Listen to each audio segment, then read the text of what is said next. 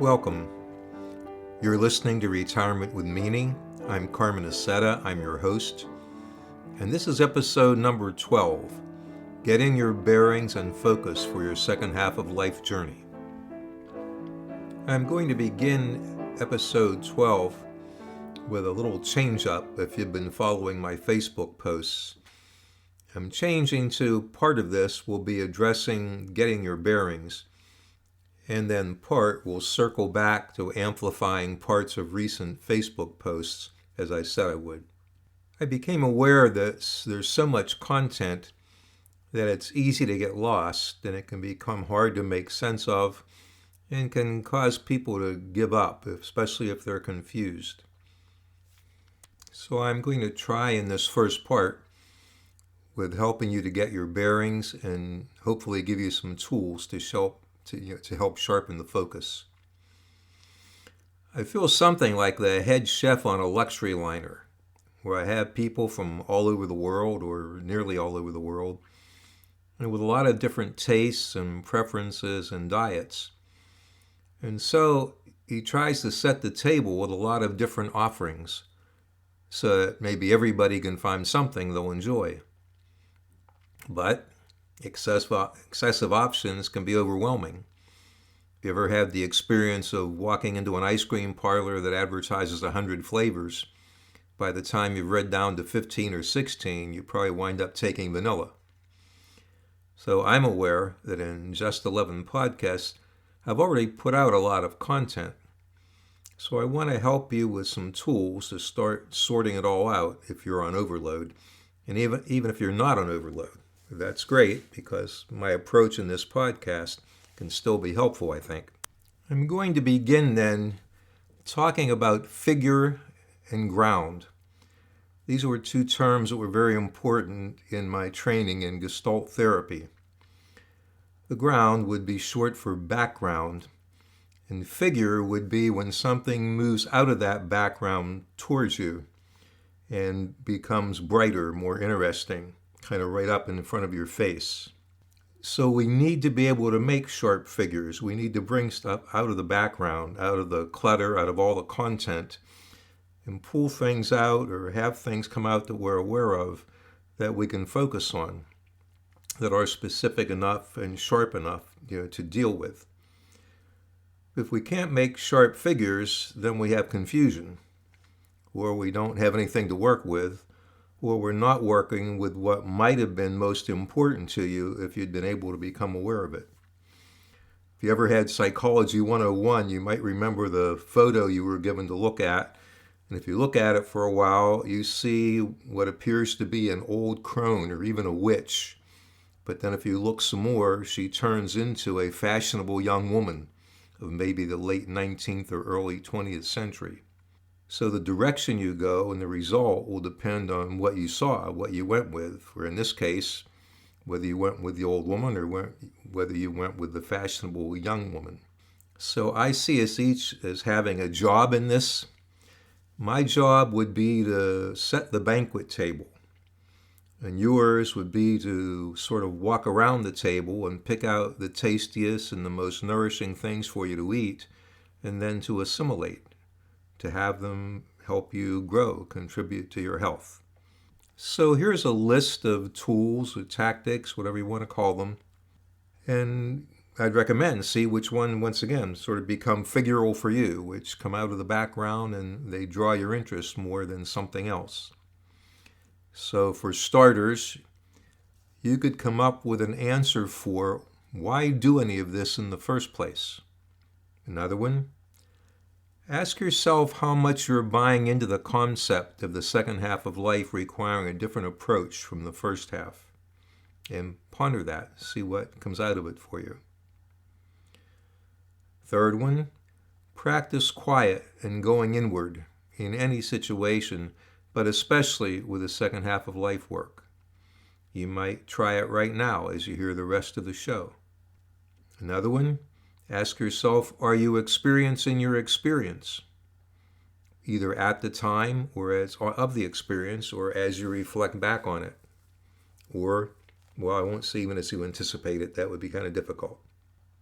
What's beginning to feel important to you about your second half of life? What draws you or calls to you? What do you make a heart connection with? What has heart for you? What resonates with you somehow? What inside of you wants to be expressed or withheld? What's your feeling state at any given time? What's your feeling state right now? Overall, are you becoming more aware? Is something stirring in you, even if you don't know exactly what it is? When you are in silence, each time pay attention to how you experience it. Especially, does it feel just empty, or does it feel full somehow? How does it feel? Take a moment now to check with yourself if anything from the list I just read stands out to you more than the rest. And it can be more than one thing. I'll just give you a few seconds to pause and see if anything you just heard from that list is still with you or draws your attention, stands out somehow.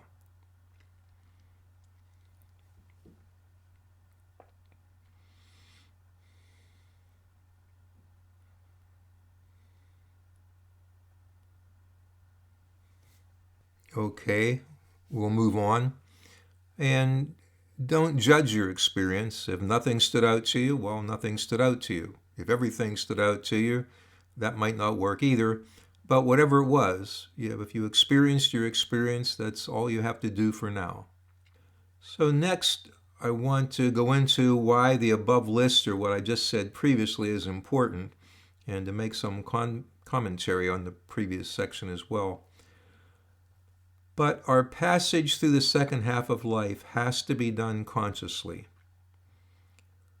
The second half is an opportunity for remaking meaning and purpose, for even transforming our lives. But without awareness and consciousness, we won't perceive accurately and we'll miss opportunities. And then something not so good happens. Because we're unaware of what we're missing or what we could do, then we can succumb to depression, anxiety, or purposelessness, and begin the very decline so many dread in old age. And it's not that there weren't opportunities, we just weren't aware enough to recognize them. So there is going to be a premium on presence and listening. Being in your body, being mindful and in the here and now will be very important. Who's listening is often more important than who's speaking. There's a difference between just waiting for someone to finish so that you can speak and waiting and listening for someone to speak. Again, this situation is a good opportunity to pay attention to how you experience the silence, as empty or full. And this whole panorama of the second half of life and our retirement years charges us with taking responsibility for our lives, for our elder years. We have choices. We're making choices even if we don't know we are. But it would be very good to know we are. If we proceed consciously and with adequate support, we have a choice about whether or not our elder years will have meaning, purpose, vitality, and fulfillment. Okay, I want to interject a caution here in service of support that the second half of life isn't a one-size-fits-all program. You could think that after hearing about transformation and remaking meaning and purpose, becoming an elder, becoming a sage, and so forth. But not everyone needs to become a sage, although it would be great if everyone in the second half of life, retirement years, gave back from their accumulated experience and wisdom without necessarily being a sage. And actually, just giving whatever you have out of love would also be great. Mother Teresa said, "Not all of us can do great things, but we can do small things with great love." So by all means, jump in at any level that works for you. Remember, we're talking about the second half, about cooperation, not competition. So it's not a race to see who can go the furthest. So set your own standard. Take in your health, your mobility, your energy, your financial means, the other responsibilities and commitments you have, and so forth. But you're welcome to get what you need and give back from what you can, because the idea in the second half is to give back, not just to acquire for ourselves. So everyone is welcome to pursue whatever it is you want out of your second half of life. Well, I hear now that it's time for the infomercial, so I'm going to use it this week or in this episode to suggest that if you haven't done so already, that you begin experimenting with the second half mode or principles. Or you begin to implement movement into some second half of growth you want to pursue. And of course, you can change your mind if something else comes to you that seems more important later on. So here are some possibilities to try if you need a little prompt. Try taking some quiet time each day if you can. And take time to focus inward. Pay attention to what draws you or calls you or comes to you somehow, whether it's in formal quiet time or not. It's just a part of being aware. Ask yourself, is anything emerging from the background, as I was talking about, and beginning to stand out to you? Because that's one of the big ways to have something standing out to you. So out of if there are 1,000 pieces of content, you're not trying to do them all at one time or whatever. You're able to find one or two that really are most important or most interesting that stand out to you. And then you automatically eliminate the other 998. Make this work for you. You can scale your involvement or your energy expenditure down to what's doable for you and your particular circumstances. And if you know of anybody who's doing a lot more than you are, that's fine for them. But what you're doing can be fine for you. And then something you'll be hearing more about a little later in the episode is to know the importance of keeping on, of staying engaged, of persevering. All right, that's the sort of commercial message of the day. And we'll drop back now to, or go on to, expanding on some of my Facebook posts, as I said I would. And in case this is your first exposure, my Facebook page, Retirement with Meaning, I post shorter little excerpts or vignettes, and then usually refer you back to the podcast itself, which also appears on my Facebook page, for a little expanding of that. So the first one I'm going to come to here, which I also commented on in Facebook, was this keep on keeping on idea. Staying engaged is crucial. For one reason, we can't really stand still. In life, and especially when we're trying to move towards something, some goal, something that we want to manifest, it's pretty much impossible to stand still. If we're not moving forward at least a little, we're going to be going backwards. We're going to be regressing. And when we're disengaged, that's prime time for regression. And sometimes we don't come out of that regression. It begins to think, it's just too hard, I'm going to give up and do something else, or rock on the porch, or whatever. If you've ever tried or seen someone going up a down escalator for whatever reason, you can see that they're doing well as long as they're moving upward faster than the escalator is moving downward. But if they stop, they very quickly get swept in the opposite direction from the way they were intending to go. So we're usually either growing or we're going backwards to some extent. And that's counterindicated and counterproductive because our brains and our bodies and our spirits need stimulation. If we disengage, that usually means from contact with others as well. A number of older people who I know or with whom I'm friends live alone. And their contact with others depends a lot on the organizations or the activities they belong to, where they come in contact with other people who are enjoying the same things or have the same interests. And so they automatically have some socialization along with whatever the activity is. And many times that's the more important part. I want to take a moment to share with you the results of a study in the UK that appeared in one of Brene Brown's books. And it was a study about what shortens longevity. And this is very important. Living with air pollution, they found, increased the odds of dying early by 5%. Living with obesity by 20%. Excessive drinking by 30%.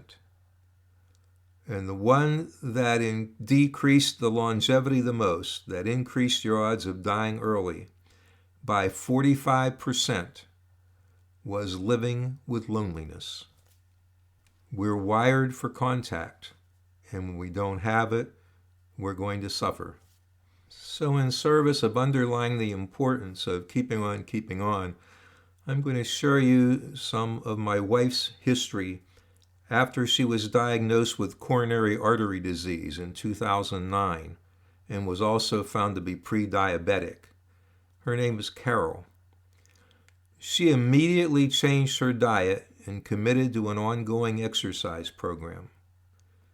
Then she came across the Forks Over Knives documentary, and this influenced her to be open to the Dean Ornish program which came out. She entered the Dean Ornish Reversing Heart Disease program in 2012. It was a one-year program, and she completed it, and she's maintained her commitment to its principles ever since. One of the main principles is a plant-based diet, and she has faithfully followed that diet since 2012. She's amazing, much more disciplined than I am. She's also very disciplined with her exercise programs. And I could say, without hesitation, she could well be her cardiologist's poster girl for her commitment to heart health. She's had the same cardiologist ever since she was originally diagnosed. And now, at the age of 80, she's recently added a weightlifting and diet program that our daughters started.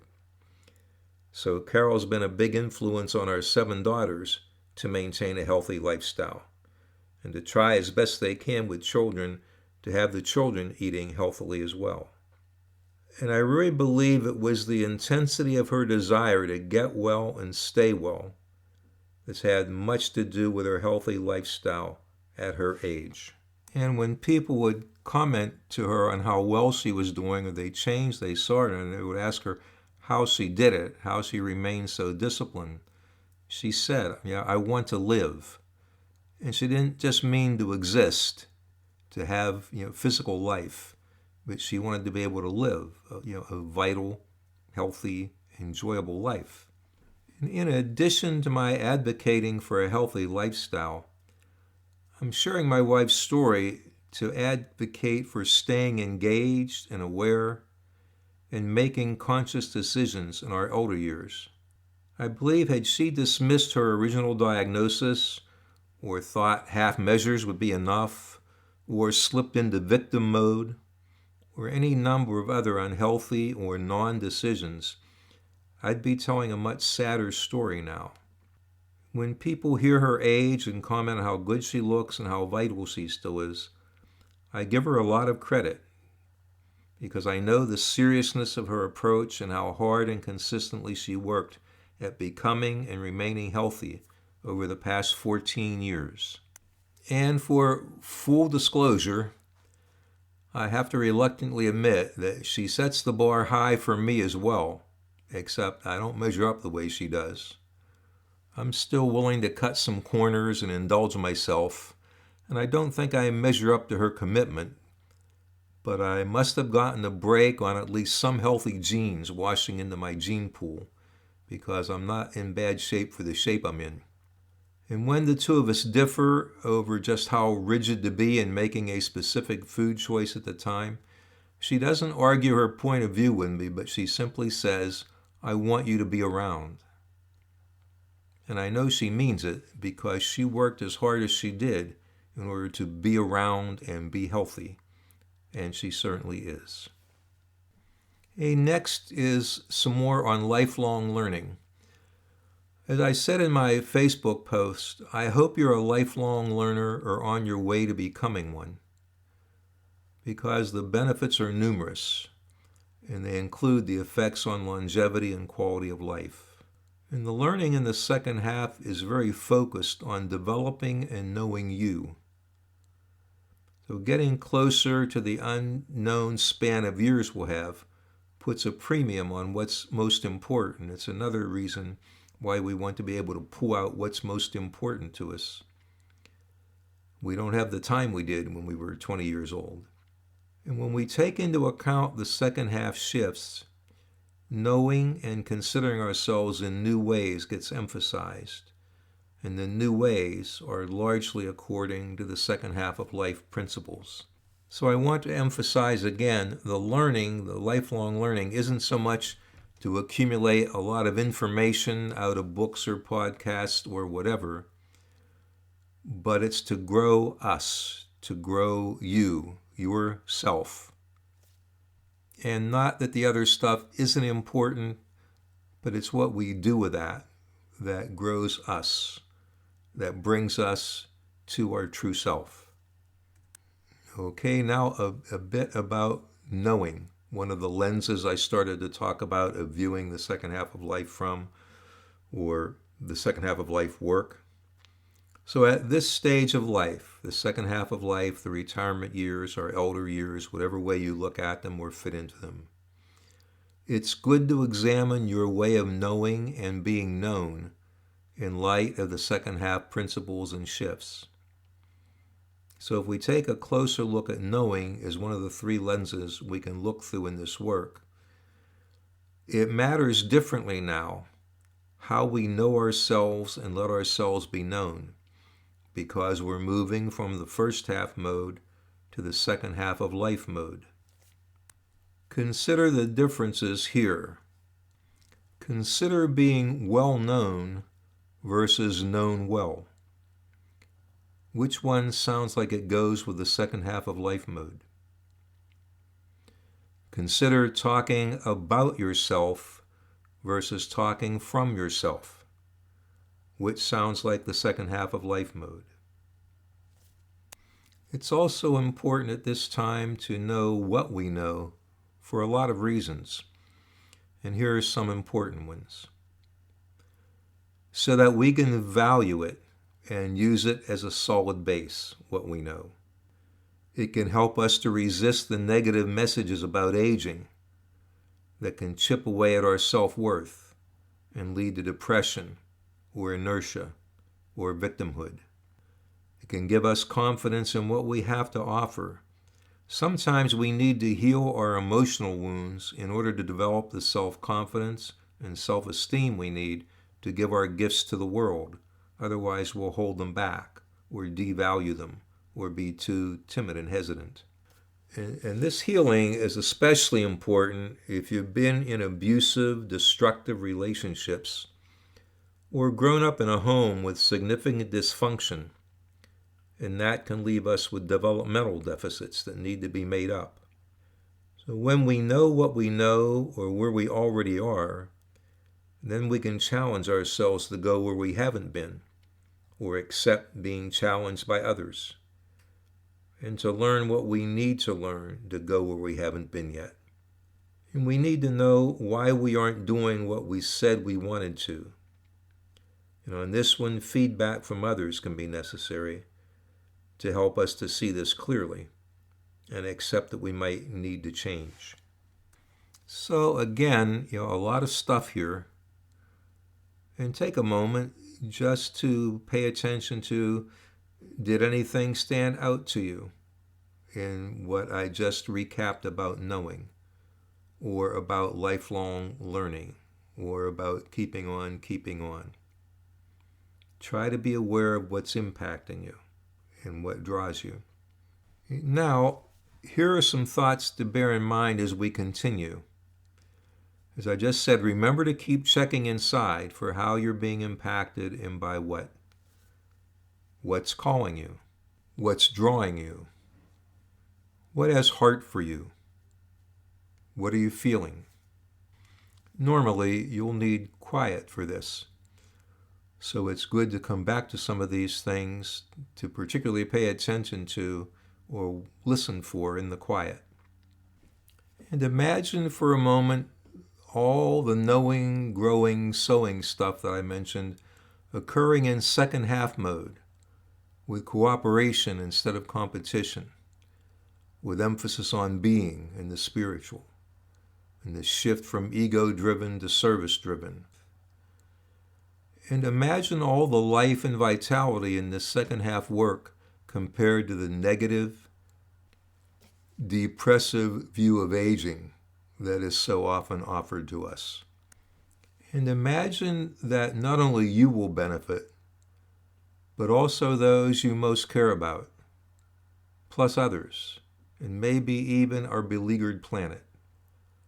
Imagine for a moment all the experience and wisdom and talent of a lifetime that's on the shelf or in storage at senior centers, retirement homes, assisted living facilities, nursing homes.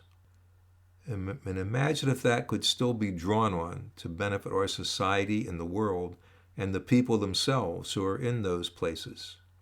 And I hope this is happening, at least in some places. I have to believe it is. As I said earlier, you're welcome to participate in any way or at any level you can. But if you have the energy and desire to go to the peak level, the result of the knowing and growing in the second half of life retirement years would be a conscious elder who's willing to step into his or her elderhood and continue to sow, that's S-O-W, so that they and others will reap the good of what they've sown. The difference between information and transformation will be what we do with the information or knowing that leads to growing and sowing. Some of us, especially those of us who are up further than years than others in the second half of life, will sow what we won't reap, but others will reap what we've sown, and what they reap will be part of our legacy. Now I'm going to return to expanding on my recent Facebook posts, and here are some thoughts about growing, the second lens. Our growing, we know, will be very individual and varied, but growing ourself, who we are, not so much what we do, is the key. And the common ground for all of us would be the second half principles that drive what we be, quotes, and do. And the second half of life is prime time for growth, especially spiritual growth. So contrary to our culture's view of aging, Reb Zalman, who I've mentioned before, says this very encouraging quote: "We need to view old age as the culminating stage of spiritual development." And that's really what it's all going for, spiritual development. That underpins everything. So included might also be an accurate assessment of our talents, abilities, experience, and skills that we already have to utilize and to offer. Then, as we come to know the new growth we want and to work towards it, we'll do it in a second half mode. Whether we're moving towards a more satisfying career, or finding an identity after retirement, or addressing the state of our marriage or relationship, or dealing with depression and anxiety, the shifts will be operative. For instance, as we consider a career change, we might now be looking more at how it adds meaning to our life than how it increases our possession of the material goods of the world, or enables us to win in competition with others. And we might be more inner-focused throughout the whole process. We can still be doers in the second half. But what will change is the quality of the being that we bring to the doing. We'll make the spiritual shift from our value coming from what we do to who we are, and we'll stand with integrity in our own inner authority and operate from it. And that doesn't mean that we become selfish or amoral or unprincipled. It simply means we have the courage to live our own life, not one dictated to us by others, by past experiences, or by what the in-group thinks. And now sowing, out of the knowing, growing, and sowing. Sowing begins to flow naturally from our knowing and growing when we're in the second half of life. And we have to sow what we want to reap and what we want others to reap from what we've started or produced. And in our passage through the second half of life, we decide to step consciously into becoming an elder, even if others aren't all waiting to revere us for it. And we now use our being, particularly to help others with their being and doing. And even if we are doing a lot in the process of our helping, our being is what we're giving from. We give of ourselves. And we may give now not from the fire and drive of youth, but from our accumulated experience and wisdom of a lifetime. And we give from who we are. I have to say again, we've been working on who we are, on our being. So here's some words from Erich Fromm on what I've just been talking about. He says, "What does one person give to another? He gives of himself, of the most precious he has. He gives of his life. This does not necessarily mean that he sacrifices his life for the other, but that he gives him of that which is alive in him.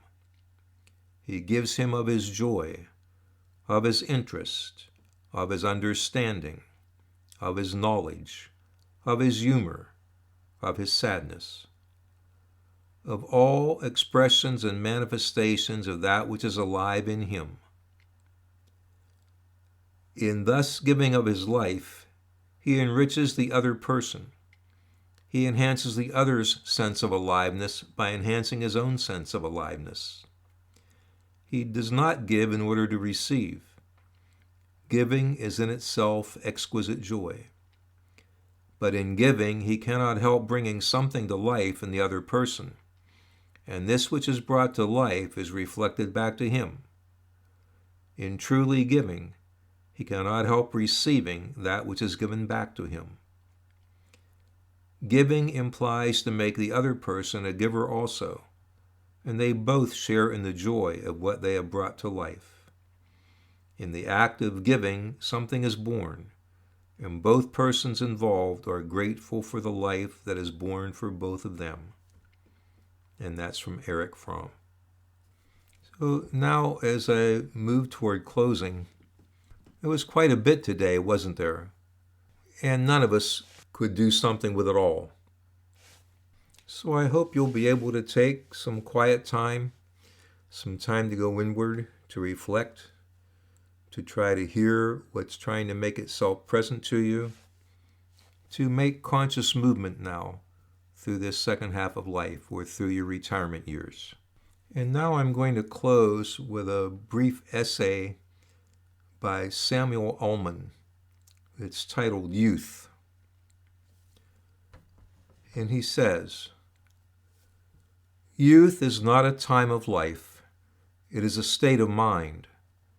It is not a matter of rosy cheeks, red lips, and supple knees. It is a matter of the will, a quality of the imagination, a vigor of the emotions. It is the freshness of the deep springs of life.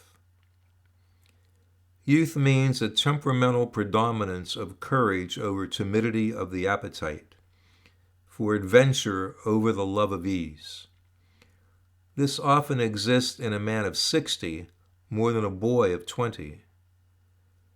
Nobody grows old merely by a number of years. We grow old by deserting our ideals. Years may wrinkle the skin, but to give up enthusiasm wrinkles the soul. Worry, fear, self-distress bow the heart and turn the spirit back to dust. Whether 60 or 16, there is in every human being's heart the lure of wonder, the unfailing childlike appetite of what's next, and the joy of the game of living. In the center of your heart and my heart, there is a wireless station. So long as it receives messages of beauty, hope, cheer, courage, and power from men and from the infinite, so long are you young.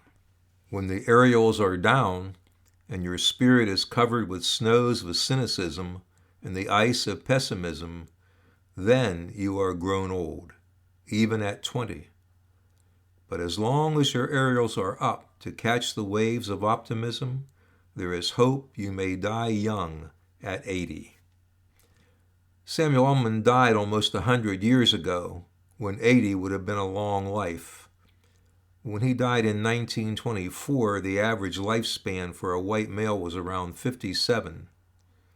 So today, in referring to a long life, he might more likely have written 90 or 100.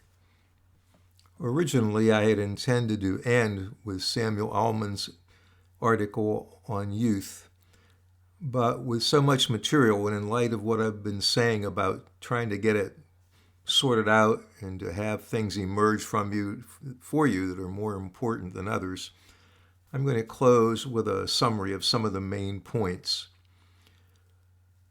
One is the importance of taking quiet time, going inward, being present, being aware, being reflective. That whole thing about quiet and awareness, focus.